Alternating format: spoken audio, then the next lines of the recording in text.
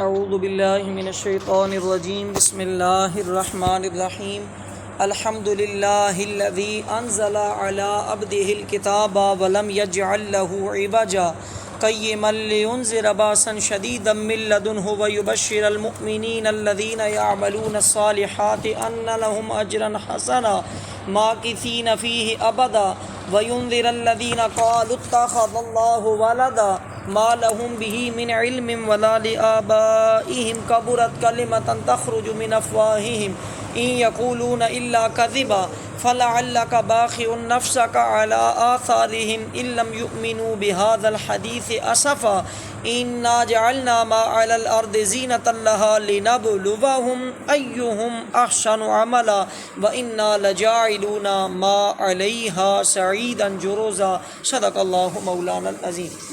اللہ کا بڑا خاص فضل اور احسان ہے کہ اللہ نے ہمیں توفیق دی۔ آج ہم نے اللہ کے بڑے خاص فضل سے سورہ الکہف کو شروع کیا ہے۔ یہ بڑی افضل، بڑی عرفہ، بڑی اعلیٰ صورت ہے۔ یہ 15ویں سپارے کا 13واں رکوع شروع ہوا ہے اور سورہ کہف شروع کی ہے۔ سورہ الکہف جو ہے یہ بھی مکی صورت ہے اور سورہ الکہف جو ہے اس کی 110 آیات ہے۔ پیچھے بھی جو بنی اسرائیل پڑھی ہے اس کی 111 تھی، اس کے بھی 12 رکوع تھے، اس کی بھی 12 رکوع تھی۔ 110 آیات ہیں، 12 رکوع ہے، تقریباً یہ پونا سپارہ ہے، آدھا سپارہ یہ 15واں ہے اور 3 رکوع اس کے جا کے 16ویں سپارے میں جا کے یہ مکمل ہوگی۔ اس سورت کے الکہف کی بہت سی فضیلتیں ہیں۔ اس کا جو پہلا نام ہے سورہ الکہف، وجہ تسمیہ یہ اصحاب کہف کی وجہ سے ہے، کیونکہ اس کے اندر اصحاب کہف کا واقعہ جو ہے وہ تفصیلاً اللہ تبارک و تعالیٰ نے بیان فرمایا۔ ہر صورت میں جیسے سورہ یاسین کے اندر اللہ نے اصحاب القریہ کا واقعہ بیان کیا، اسی طرح اصحاب الاخدود قرآن کے اندر، اسی طرح اصحاب سمود اور جو بھی جس طریقے سے مختلف یعنی اصحاب لوگوں کے جو واقعات بیان ہوتے ہیں، تو یہاں پہ اصحاب کہف یعنی جو کہف کے جو واقعہ ہے وہ بیان ہوا ہے۔ اس وجہ سے اس کا نام کیا رکھا گیا؟ سورہ کہف رکھا گیا۔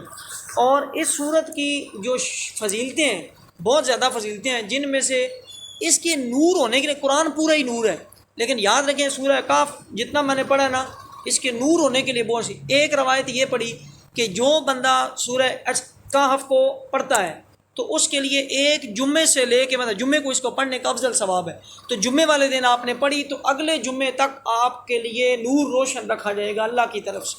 کیونکہ تھوڑی بات نہیں ہے کہ اللہ نور روشن کر دے ہمارے لیے۔ جیسے مثال آپ یعنی کہ آپ کہا جاتا ہے حدیث کے اندر ہے کہ جس بندے نے جمعہ پڑھا تو ایک جمعے سے پچھلے جمعے سے اگلے جمعے تک اس کے سارے گناہ معاف۔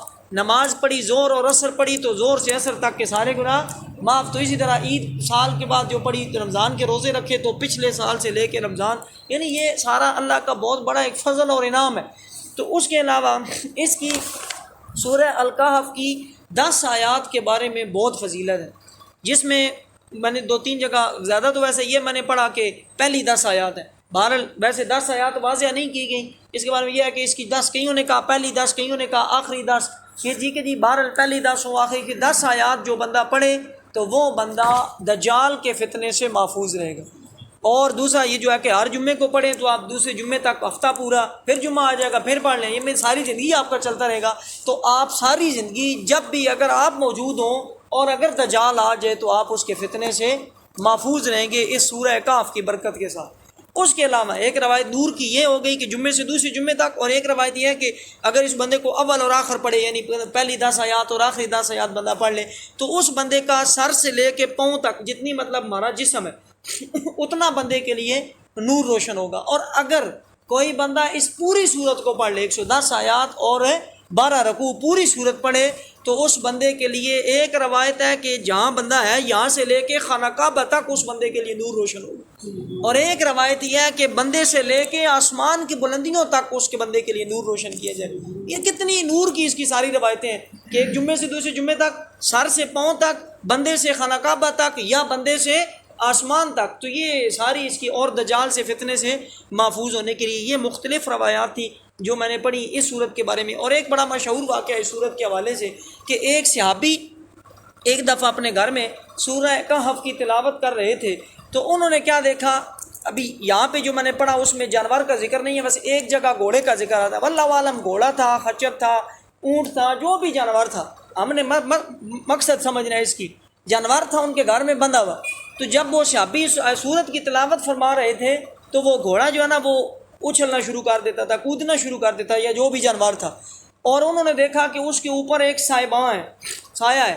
ٹھیک ہے جی. انہوں نے نبی کریم صلی اللہ علیہ وآلہ وسلم سے جا کے یہ واقعہ بیان کیا، عرض کیا کہ اے نبی کریم، میں نے ایک عجیب ماجرا دیکھا کہ میں جب قرآن کی تلاوت کر رہا تھا سورہ کہف تو میرا گھوڑا جو جانور جو ہے وہ اچھلنے لگ پڑتا تھا، اور میں اگر رک جاتا تھا تو وہ بھی رک جاتا تھا. اور میں نے یہ بار بار اس ماجرے کو دیکھا اور اس کے اوپر صاحبان. تو آپ نے فرمایا یہ جو قرآن جب تم پڑھ رہے تھے، سورہ کہف پڑھ رہے تھے، تو اللہ کی طرف سے ایک سکینت نازل ہو رہی تھی، جو جب تم رک جاتے تھے وہ رک جاتی تھی، تم پڑھتے رہتے تھے وہ سکینت نازل ہوتی تھی، اس وجہ سے تمہارا جانور جو ہے وہ اچھلتا تھا. میں نے کل پرسوں ایک غالباً معراج کے واقعے میں کل ہی بات کی ہے کہ ہماری آنکھ کا ہر ایک کا ایک اسپیکٹرم ہے کہ ہم اپنی وہ چیز دیکھ سکتے ہیں جو فرشتے نہیں دیکھ سکتے یہاں بیٹھے ہوئے، جن نہیں ہمیں نظر آ رہے. ہمیں اور کئی ایک مخلوقات ہیں جو نظر نہیں آ رہی، کئی مخلوقات ہمارے سامنے ان کی آواز ہے نہیں سن رہے، اللہ نے ہمیں صلاحیت نہیں دی. ٹھیک ہے جی. اسی طرح جو جانور ہوتے ہیں ان کے بارے میں کہا جاتا ہے کہ یہ گھوڑا یا یہ ان کو اگر ان کو وہ ہو جائے، پیشاب رک جائے ان کا، جسے کیا کہتے ہیں قبض، ٹھیک ہے جی، تو ان کو آپ وہ لے جائیں قبرستان میں لے جائیں، آپ ان کو قبرستان میں لے جائیں، ان کی قبض کھل جائے گی. کیونکہ ان کی آنکھ کو وہ صلاحیت ہے کہ ان کو قبر کے اندر مردے کو عذاب ہوتا ہوا نظر آتا ہے. استغفر اللہ. جانوروں کو کیونکہ اللہ نے ان کی آنکھ کو وہ صلاحیت. یہ شیطان ہے، یہ میں ساری قرآن حدیث سے باتیں کروں. شیطان یہ گدھا گدھا جو ہے یہ کیوں ہینکتا ہے؟ قرآن کے اندر ہے کہ ان انکر الاصوات سے صوت الحمیر، سب سے بری آواز کس کی ہے؟ گدھے کی آواز. اور حدیث کے اندر ہے کہ گدھا جب ہینکتا ہے، شور مچاتا ہے، تو اس وقت اعوذ باللہ من الشیطان الرجیم پڑھو، یہ شیطان کو دیکھتا ہے. تو اس کی آنکھ کو اللہ نے یہ صلاحیت دی ہے کہ وہ شیطان دیکھ سکتا ہے. گھوڑے کی جانوروں کی آنکھ کو اللہ نے وہ صلاحیت دی ہے کہ یہ فرشتوں کو اور ان چیزوں کو دیکھتے ہیں. تو وہ جب فرشتے نازل ہوتے تھے تو وہ جو بھی جانور تھا اسے نظر آتے تھے. تو یہ ایک اور جگہ بھی حدیث کے اندر ہے کہ جب تم قرآن اللہ کے گھر میں لوگ اکٹھے ہوتے ہیں، بیٹھ کے جب قرآن پڑھتے ہیں، تو اس وقت جتنی دیر وہ جمع رہتے ہیں قرآن پڑھتے سنتے رہتے ہیں، اتنی دیر ان کے اوپر اللہ کی سکینت نازل ہوتی رہتی، اللہ کا نور، اللہ کی رحمت کے فرشتے نازل ہوتے. یہ کوئی چھوٹا کام نہیں ہے. تو یہ اس کی سورہ الکہف کی کچھ تعارف تھا، کچھ اس کے فضائل تھے، کچھ اس کے فیوز و برکات تھے. میں گناہ گار، میں ادنا میری کوشش ہوتی ہے ہمارے جمعے کو پڑھتا ہوں، تو آپ احباب کی کوشش کیا کریں اس کو کم سے کم نہیں نہ وقت ہے تو پہلی 10 آخری 10 آیات پڑھ لیں. لیکن پونا سے 12 تک 12 رکوع ہے. چلو آپ حافظ نہیں ہیں، ناظر خان ہے مثال، آپ کا آدھا گھنٹہ لگ جائے گا، لیکن اس کے لیے ضرور وقت نکال کے کوشش کیا کریں. آج اس کے تعارف میں بھی خیر زیادہ وقت لگ گیا. اس کی پہلی میں نے 8 آیات پڑھی ہیں. ان آیات کے اندر اصل میں مجھے کچھ کہنا، ان آیات کے اندر اصل میں جو موضوع ہے وہ ایک ہے. میں نے اسی تھوڑا 8 آیات کا انتخاب کیا. وقت انشاءاللہ وہی ہمارا لگے گا 5-7 منٹ جو اور لگیں گے. الحمدللہ اللہ نے اس صورت کا بھی آغاز اپنی تعریف سے کیا. یعنی بنی اسرائیل جو صورت ہے، سبحان اللہ، سبحان اللہ، پاک ہے اللہ اسرا بعبدی، جس نے اپنے بندے کو معراج کروائی. یہاں بھی اللہ نے فرمایا پاک ہے اللہ جس نے قرآن نازل فرمایا. انزل علی عبدہ الکتاب، اپنے بندے کے اوپر قرآن نازل فرمایا. اچھا، جہاں بھی قرآن میں لفظ بندہ استعمال، یہ 10-15 منٹ ہوتے ہیں، میں اپنی طرف سمجھا کریں. یہ عبد کا مطلب یہ نہیں ہے کہ حضور صلی اللہ علیہ وسلم کوئی ہم جیسے بندے ہیں، معاذ اللہ استغفر اللہ. یہ اس لیے جگہ جگہ عبد کا لفظ، بندے کا لفظ حضور صلی اللہ علیہ وسلم کے لیے استعمال ہوتا ہے کہ آپ سے پہلے کون سے نبی تھے؟ آخری. تھوڑا سا پتہ چلے جا حضرت عیسیٰ علیہ السلام. عیسیٰ علیہ السلام کے حضرت عیسائیوں نے کیا کیا؟ نعوذ باللہ اللہ کا بیٹا بنا دیا. اس لیے نا عبد کا لفظ سختی سے آتا تھا. کوئی یہ نہیں ہے کہ بھئی ان کی کوئی عبدیت، حضور صلی اللہ علیہ وسلم کا مقام اگر عبد بھی ہیں، بشر بھی ہیں، تو ہم گناہ گار، تو ان کی کوئی جوتیوں کی خاک کوئی بھی چیز نہیں، ان کے آگے ہماری کوئی حیثیت ہی نہیں ہے. یہ نہیں مطلب کہ عبد سے مراد ہے کہ وہ ہم جیسے، نہ سوال ہی نہیں پیدا ہوتا.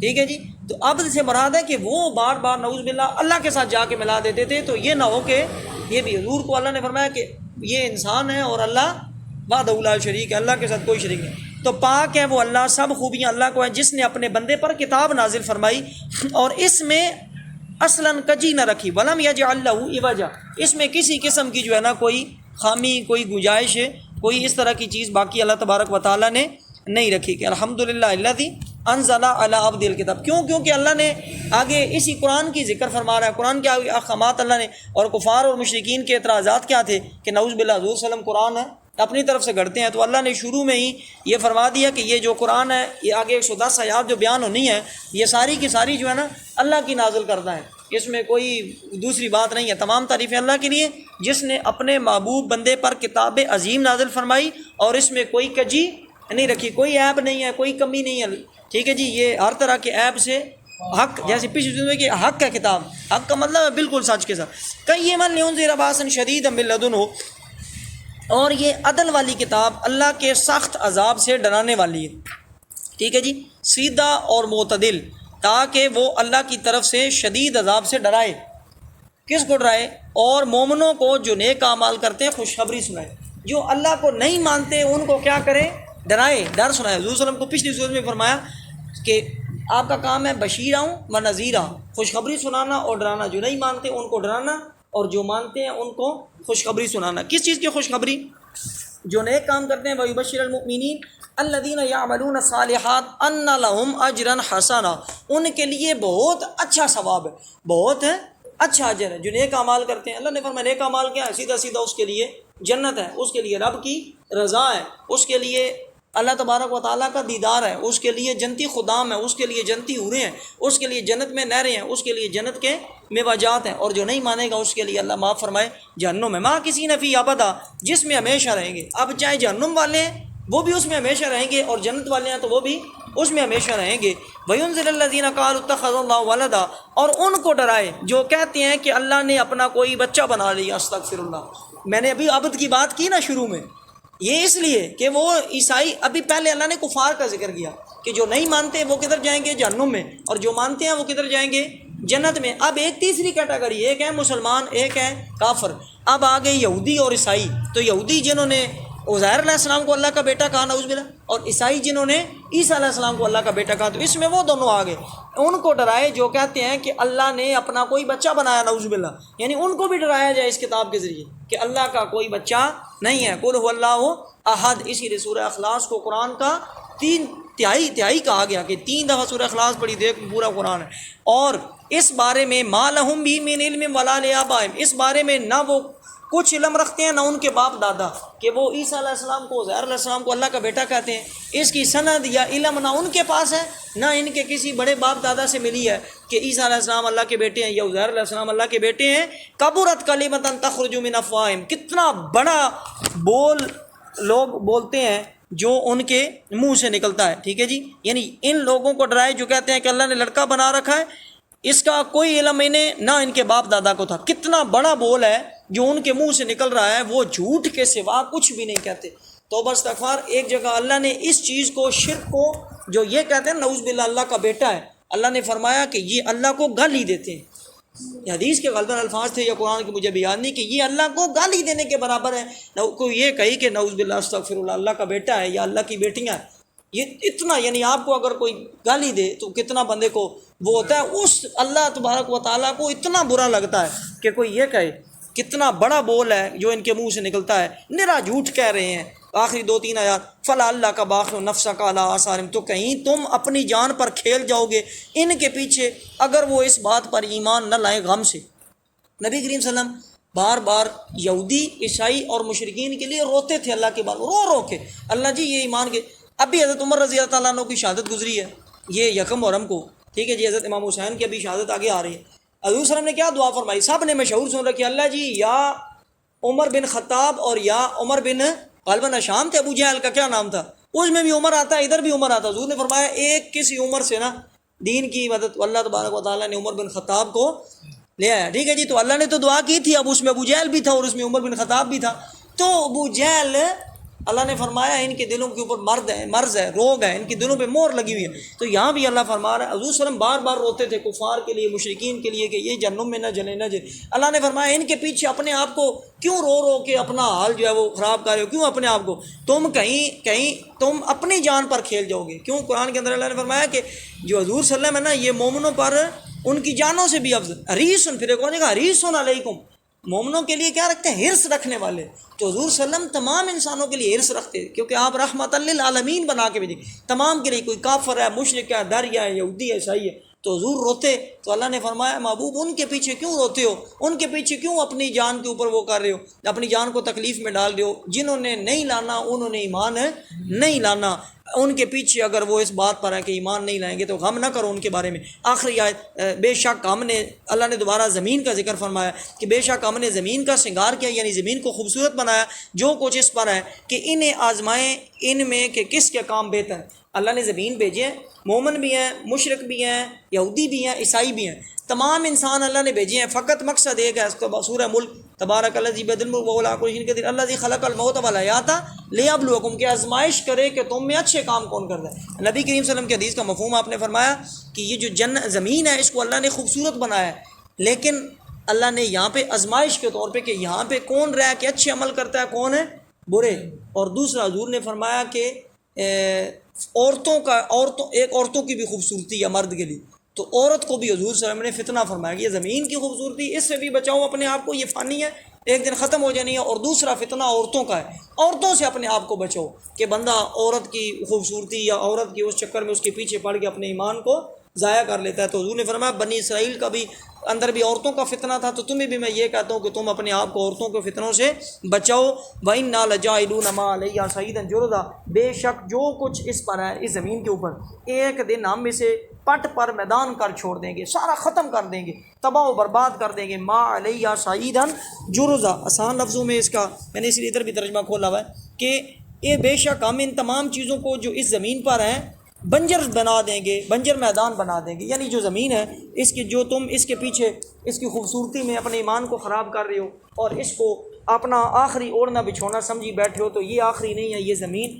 قیامت کے دن پھٹ جائے گی، ختم ہو جائے گی، آسمان پھٹ جائیں گے، پہاڑ اڑ جائیں گے، رہے گا تو رب کا نام رہے گا اور جو نیک اعمال رہیں گے۔ اللہ تبارک و تعالی ہمیں اس صورت کے اور قرآن کے فضائل کو سمجھنے کی، اثر نور سمیٹنے کی، اور جو اللہ نے اپنے نبی کی شانیں بیان کی ہیں ان کو اور اپنی تعریف کو اچھے طریقے سے سمجھنے کی توفیق عطا فرمائے۔ کل انشاءاللہ